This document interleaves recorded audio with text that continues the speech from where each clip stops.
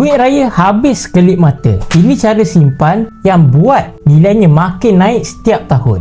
Bayangkan tuan-puan, tahun lepas anak anda dapat RM300 duit raya. Tapi semuanya habis dalam masa 1 minggu. Sekarang cuba bayangkan, kalau duit tu ditukarkan jadi emas, hari ini nilainya dah naik tuan-puan.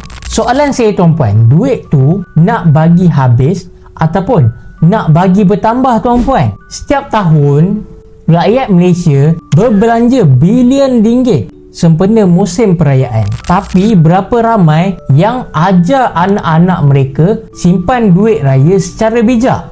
Tuan-puan, kalau simpan RM300 dalam bentuk emas tahun lepas tuan-puan, hari ini nilainya mungkin dah cecah lebih daripada RM400. Itu baru setahun tuan-puan. Cuba bandingkan pula kalau duit tu dibelanjakan, nilainya habis kosong tuan-puan. Hari ini ekonomi dunia makin tak menentu, yang mana krisis makanan, ketegangan geopolitik dan ketidaktentuan pasaran. Semua ini memberi kesan, tapi satu aset yang terus bertahan tuan-puan adalah emas. Kalau nak tahu cara mudah untuk mula simpan emas, komen nak simpan emas tuan-puan, ataupun tuan-puan juga boleh klik link di bio saya sekarang.